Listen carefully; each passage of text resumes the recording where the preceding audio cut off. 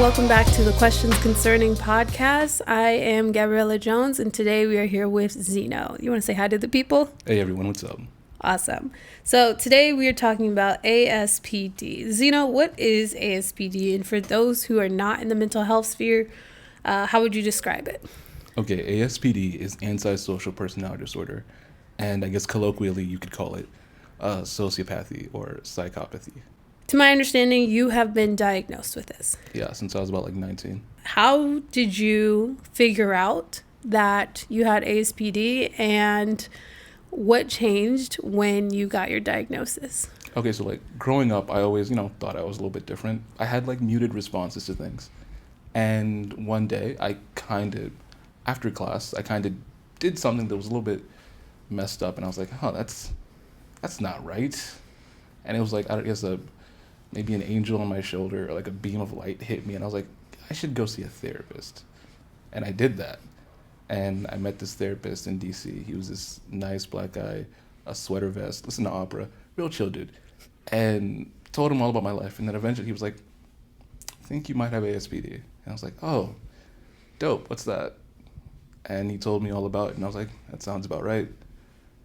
And from there, we just worked on steps and things to do and basically how to be a better person. But a lot of it is just me, I think. Interesting. What is the thing you did in class that you felt was weird or off? Okay, so no real reason. After class, it was a psychology class, which is kind of funny. But I was like, I kind of tricked the class into giving me money. I had money. I had plenty of money. I didn't need it. I was just like, I could just lie to everyone and they could believe it. And they gave me money. And I was like, huh. And I was just sitting outside class and I was thinking, this was fucked up. There's no reason to do this. And so I was like, I can't give the money back because I already have it. So it's but I can, do better. So I went to therapy. I didn't tell my family. In fact, my family still doesn't know my diagnosis except my little sister. And I just went to therapy. Okay, what was the scheme that... I was just guys, I'm kind of... Well, I basically went to several people. I was like, I need money to get on the bus. Someone stole my wallet or something. I don't really remember. It was something like that. And I kind of went around separately, just got, honestly, about a couple hundred from everyone. A couple hundred? Yeah. And at the end of it, I was like, this is wrong. How, do you remember the total amount that you... It was almost 200, I think. Wow.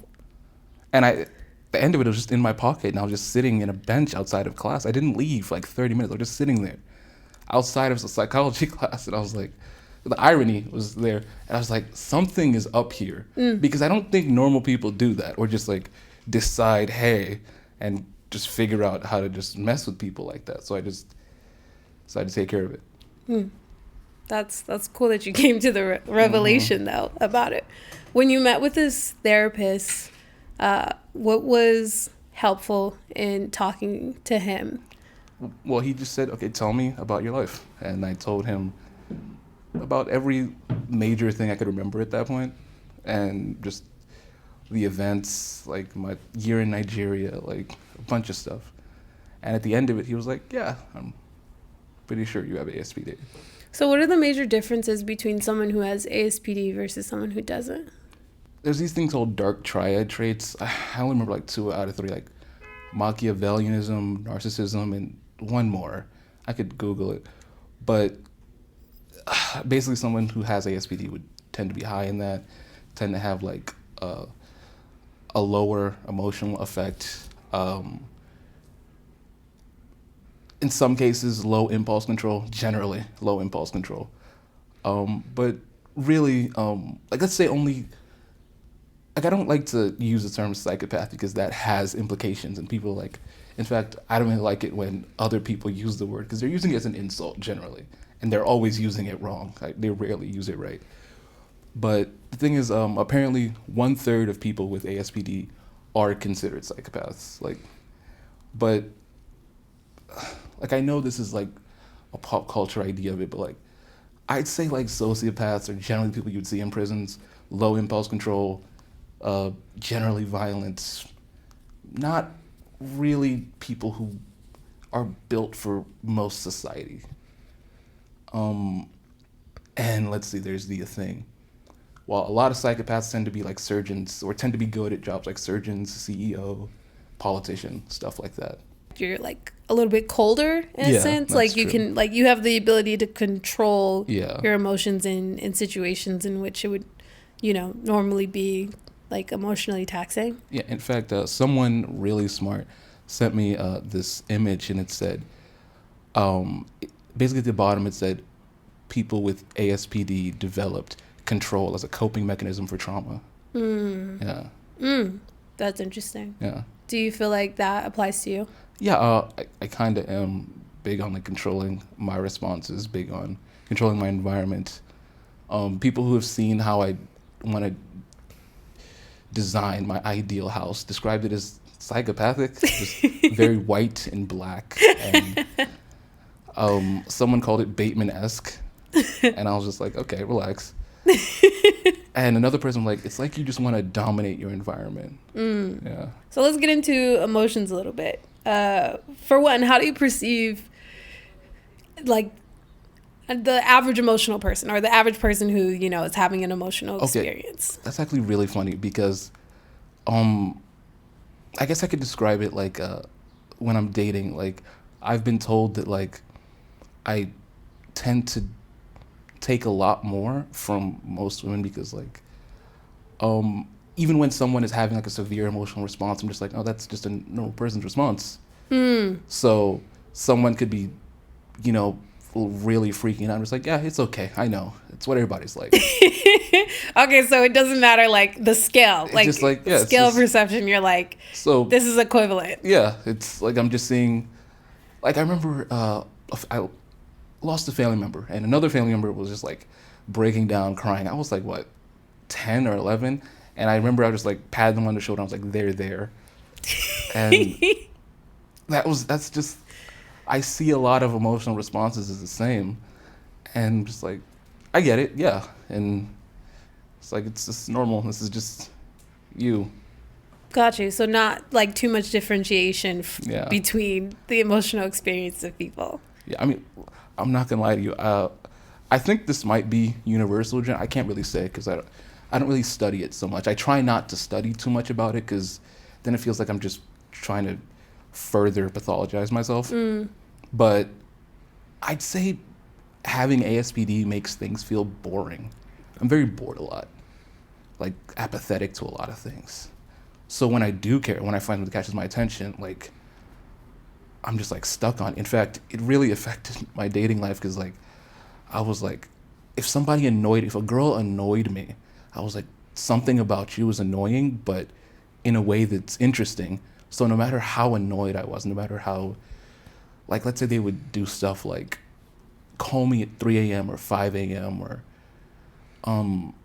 just yell at me or just irritate me, I'd be like, yeah, but you're catching my attention, and that's worth the trade-off. If someone like does pass for you personally, what does that feel like? Pass? Yeah, like if someone dies. My uncle actually died about a year and a half ago, and I would see him every other year. He was very close to me. He was there all the time, and I remember like when it happened, my mom was just like, she kind of tried believing that it was just a dream. Multiple times. She was crying for days. And I was just like, yeah. And I'd like to say I was sad, but it was just another day. It was just another thing. I've always actually wondered that, how I would feel if like I lost like a nuclear family member, like my brother. I feel like I would be sad. But the thing is, I don't know if I would be sad. I wonder if like I would want to be sad, and that would be as far as it would go. And that kind of worries me on a deep level. That's a very fascinating thought. Like the desire to have emotion, like the proper emotion for something, like, or what we deem proper. I think the last time I had like the first and last time I had serious emotion, I got very high for the first time in years. Like, it's the first time I actually gotten like really high. And I turned to the girl I was dating at the time, and I was like, "Is this what it feels like for you all the time?" And she was like, "I think so, yeah." Yes. And I was like, "This is horrible. Why would anybody want this?" Like, I started noticing something was wrong. I was watching iZombie, and I was like, "This is a really funny show. Is it really?" Usually, she was like, "Maybe," and it just went. And then I felt guilt for the first time in my life, and I threw up in her hair. Like, I felt guilt, and I was like, this feels horrible. And the next thing that happened was just projectile. Oh, wow. Yeah. So your body physically Rejected, like, it was her favorite story. Like, like the funny thing is, she was like, I looked at her, I was like, I think I've treated you horribly. I think I've treated people horribly. And she was like, this is our first date. Wow. So do you think like you do have the capacity to have those dates? Everybody has the capacity. It's okay. just, although somebody really smart, the same person also told me that there's a box inside of me. It's just locked really deep and tight. And if I ever took psychedelics, and I probably shouldn't take psychedelics, that box would be opened and horrible things would happen. Like, I don't know if she meant to me or to other people, but... What are some of the main stereotypes that you've heard? Psychopaths are murderers. Psychopaths are kidnappers. Psychopaths are just, honestly, just little demons waiting to hurt you. And the thing is, like, it's kind of funny. Like, I've seen, like, American Psycho. Honestly, I think one of the best... Well, this is also, like, really sensationalized. But I think one of the best modern depictions of an actual psychopath is Gone Girl. Really? Yeah. Because that is an actual... Like, so basically, psychopaths are considered to be like 0.6 to 3.6% of the population. But... And men are diagnosed... It's believed that men just are psychopaths 3 times more than women. But the funny thing is, I think just people don't recognize it in women because there's like, oh, that's just, they'll see Mean Girls, like that movie that was full of psychopaths, and be like, oh, that's just, normal Mean Girl behavior. But yeah, Gone Girl was a psychopath. Okay, so for people who don't know Gone Girl, describe who the psychopath is in that. Natalie Dunn, like when she finds out her husband is cheating on her, she decides to, ruin his life by faking her death and vanishing. Okay, I'm going to be honest with you. I was telling some friends, I was like, yeah, I'm going to have someone who has ASPD come on the show and talk about their experience with it and et cetera, et cetera. And their kind of first reaction to me was, is that safe? Yeah, it's really weird that people like... They immediately went to, are you sure you can ask these questions? They said, are there going to be other people there? Let me put it this way. Like, I tend to like tell like girls I'm dating pretty often, and it honestly does not bother them. I don't know if they take it all that seriously, but I told this girl, and this was like pretty early on, and she was like, "Oh, okay." And then the next time we met, she was like, "Oh yeah, I told my friend. She said run. She's a psychology major." And I was like, "Yeah, that's fair. That's fair." And I was like, "Do you want to run?" And she was like, "No." And I was like, "Okay." Okay, so to that point, what is the basis of your morality for you personally? Like, you're people perceive immediately, okay, ASPD, this person is gonna plot to take me out, or this person is gonna lie to me. Which is really, like, again, that all comes from media. That all comes from media. American Psycho, Silence of the Lambs, all this stuff, and it's like, oh, a psychopath is like a murderer, a serial killer, or something. I'm just like, or like you. And the funny thing is, I've actually used that. Like, I was like I have ASPD. It's like, and it was like, so I'm like, what's that? And she's like, and I'm like, well, I'm kind of like the guy from You, except I'm too lazy to kidnap you. And the horrible thing is that has worked too many times, and I'm just like, you guys have no like, just risk assessment. Okay, so then, real question. Yeah. And then we'll get back to basis of your morality. Do you feel like you have it in your capacity to do something like that? The funny thing is, I think everybody has it in their capacity. But kidnapping someone, that is a lot. That's a lot of work. I'm not saying like I would do it, but like logistically, that's a lot of work. Like you'd have to find a place that'd be very silent. You'd have to like get all the tools and not be suspicious about it. Like you'd have to be aware of that person's schedule, track them, know where their family is, know how often they call their family. I mean, I'm getting into like how much I've thought about it, but I haven't really. This is just stuff I know. I'm sorry. No, I think I'm very good at thinking. I'm a writer, so. I see. No. Makes sense. I'm a writer as well. You got to get into the mind of your characters.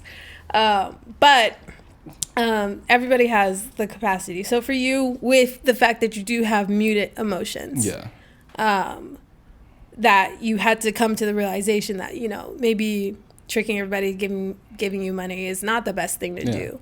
How did you kind of structure, decide your right and wrong? Okay. Well, I have this thing called, I'm a pro-social psychopath. But like, what does that mean, pro-social? Okay, so I discovered this term when I saw this. There was a neuroscientist who was like studying the brains of a psychopath, and he happened to just like test someone's brain, and then out of curiosity, he looked up whose brain scan it was, and it was his own. And he was like, I'm a psychopath? How? Wow. He was like, I have a family. I love them. Like, I have a job. And he was like, oh, like I've had some wrong ideas about who psychopaths were. And so, yeah, he's a pro-social one. He like believes in like doing the best for himself and others. But yeah, I'm a pro-social. I believe in something called pro-social praxis. Basically, I try to see the worth in everyone. Like, even if I don't actively see it, I try to see, okay, I try to get in the mind of this person. Like, this person has a life. This person has a family. This person is a person. Like, so I try to understand that everyone matters, if not to me, then to someone, and they matter on their own. So I think of it like that.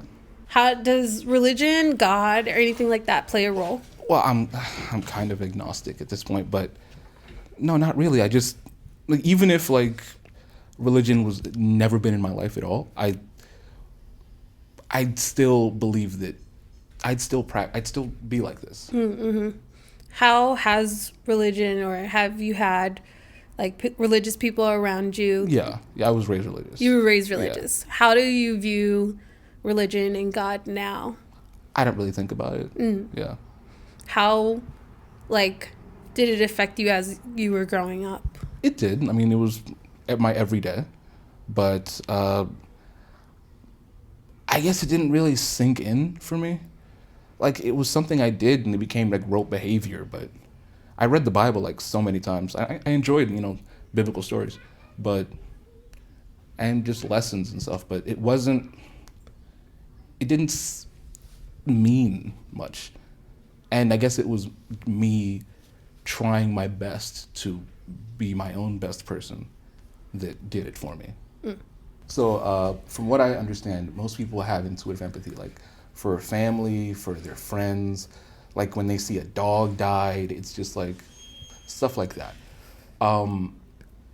And people with ASPD tend to be low on that. Like, it's not like instinctive. So what they can generally work on, though, is practiced or cognitive empathy, which I guess I do with pro-social praxis. And it's like seeing, like trying to see good in people, trying to care about people. And like, so I have a thing where, like, if I ever have cash in my pocket and I don't really care about cash, so it doesn't mean much to me. But if I see someone who needs money, who's homeless, I give it to them. And like, a lot of people was like, oh, that's really good. I was like, thing is, it's like, the money doesn't matter to me, but I know it matters to them. Sure, I could put this in my bank account, but why not just give it to them anyway? They need it more. Mm-hmm. So stuff like that. It's like kind of how example of pro-social praxis. Yeah. So you got us for that coffee earlier? No, I'm just kidding. No, cool. So it's like, I think what I was saying, when we were taking that break, is like more noble in a sense, because it's easier to follow those intuitions or those, automatic responses that we have, but you're making the deliberate decision, and it's almost like people could learn from people with ASPD, and the fact that, they are doing this with a greater intention, you know? I mean, yeah, it's just, like I said before, a lot of people with ASPD tend to be surgeons. Like, it tends to be high there, like, although they also tend to be CEOs and politicians. So, Jeff Bezos, if you're watching, you probably have ASPD. Interesting. Who are some other, like, people who probably have, like, Elon Musk? I mean, Steve Jobs. Elon Musk is definitely on the spectrum, but I don't think it's the ASPD spectrum. Honestly, like, politicians, we're in DC, so, you know. Yeah. You need a certain kind of, like, cold unfeelingness to do certain jobs. And so if you're cutting into somebody, I mean, sure, that's a person, but you have to, like, divorce yourself from that idea. Yeah, at least temporarily. Yeah. All right, let's get into family and friends. Do you have a lot of friends? I can make friends really easily.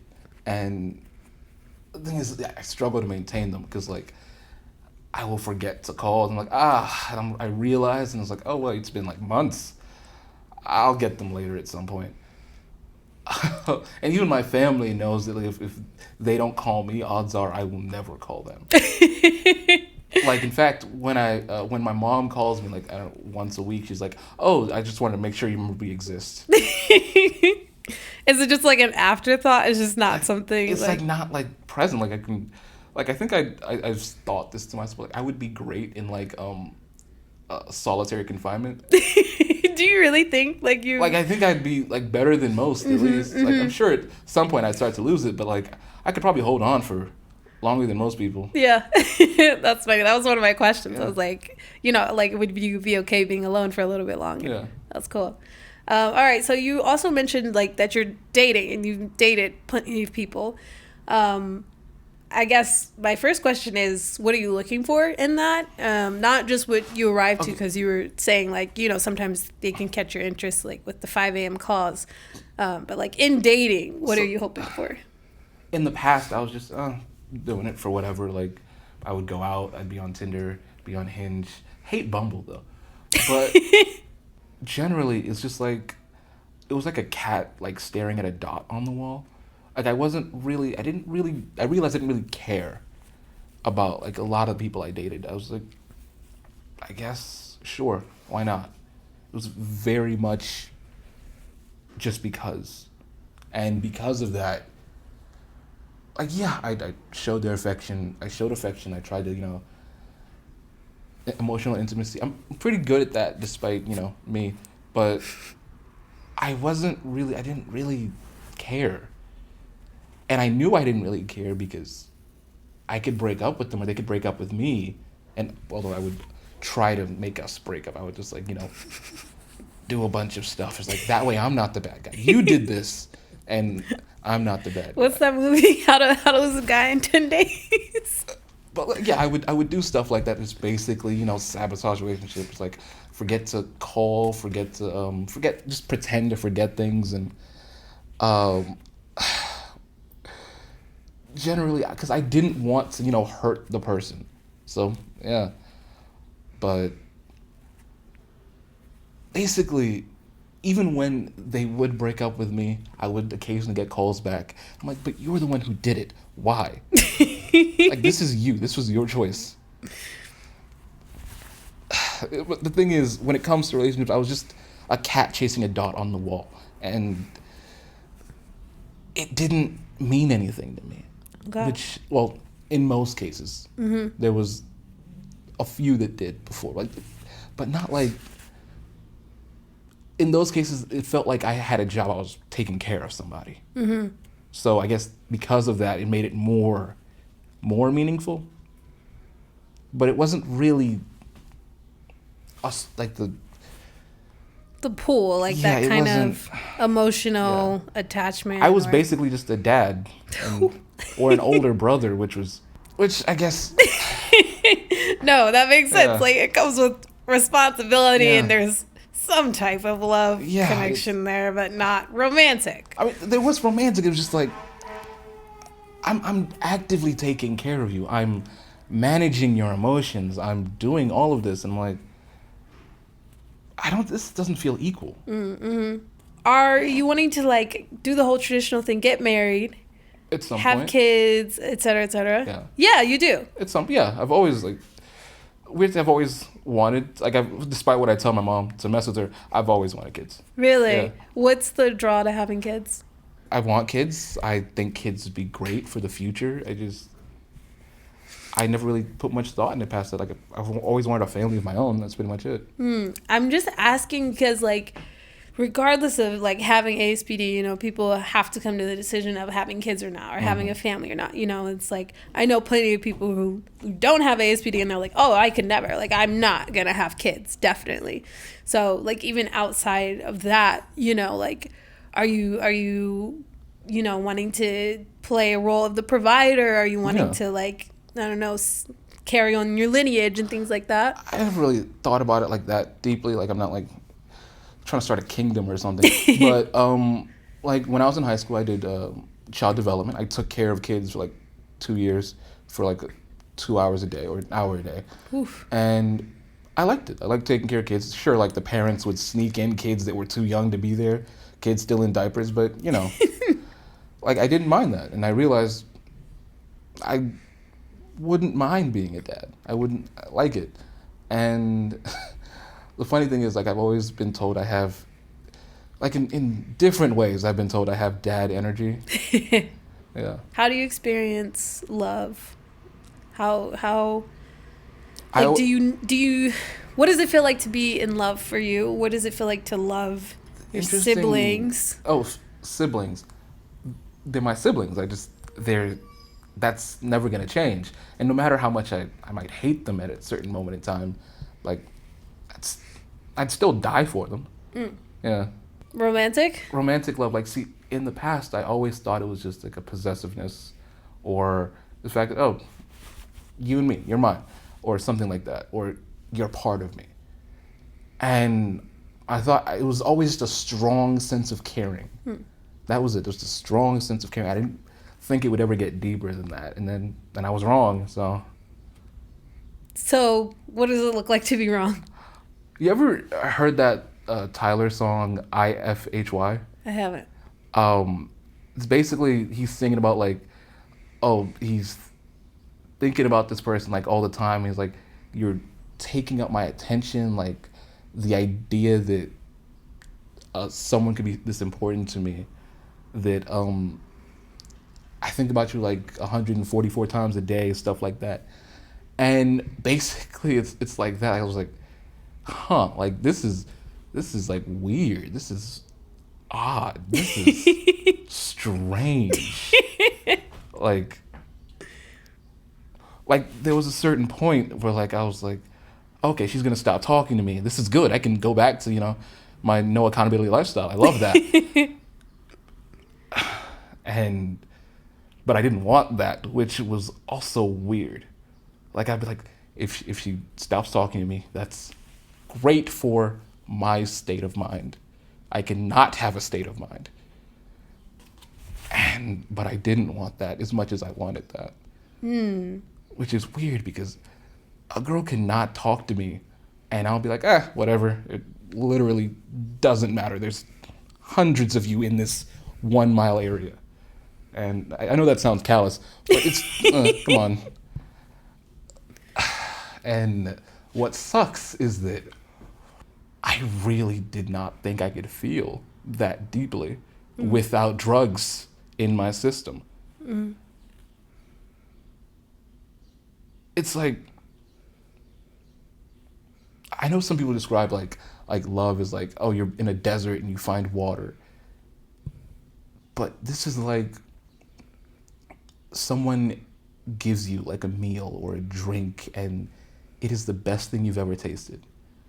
And you're aware of it. It's like you've read Flowers for Algernon? Yeah. So this like they do this experiment on a mouse, make it really smart, and they take this guy, he's mentally disabled, and they do the same experiment on him, and he's suddenly super smart. He's aware of how people have treated him, how his life has been terrible, how he's been a joke, how nothing has made sense to him. And then he starts losing his intelligence, it starts fading away, and eventually he realizes he's gonna die from what happened to him at some point.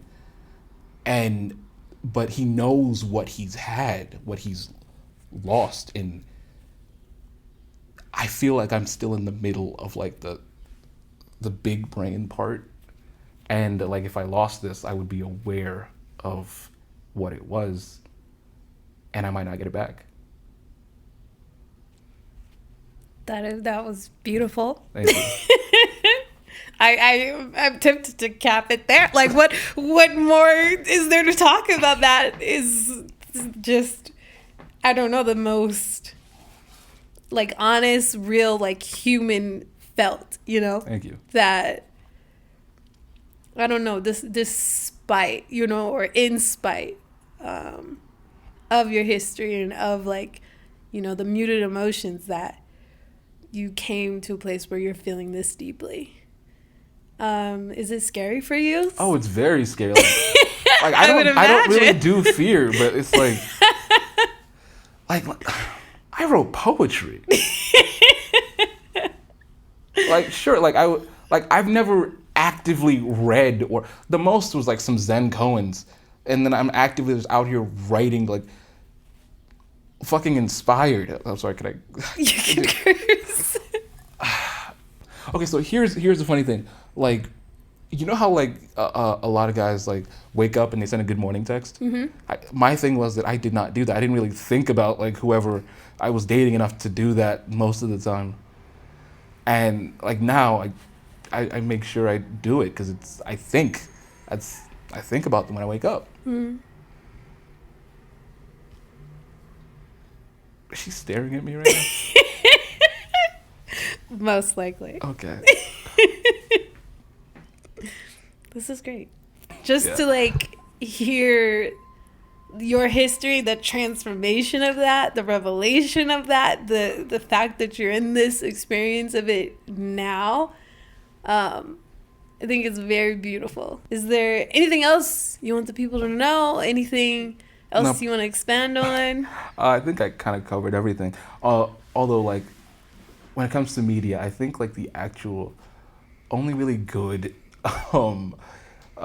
expression I've seen of ASPD is like Catch Me If You Can with Tom Hanks and I forget the main actor. It was Leonardo DiCaprio. Yes, Leo. Yes. And that he was a liar. He was like a consummate thief. He was just entirely unfeeling about everything he was doing for the most part. But yeah, that's pretty much the best one. That was the most positive thing I've seen about it. Yeah, like the most like closely to realistic that it would be. I wouldn't say close to realistic, but I mean, it was based on real life. Like, but yeah. It was just like that was the most positive interpretation I've ever seen. That's cool. Yeah. That's very cool. Well, I think that is it. Zino, thank you very much for coming on. Where can the people find you? Where are you I'd rather they not find me. No worries. No worries. Nah, I'm good. All good. But thank you. This has been the Questions Concerning podcast with Gabriella Jones.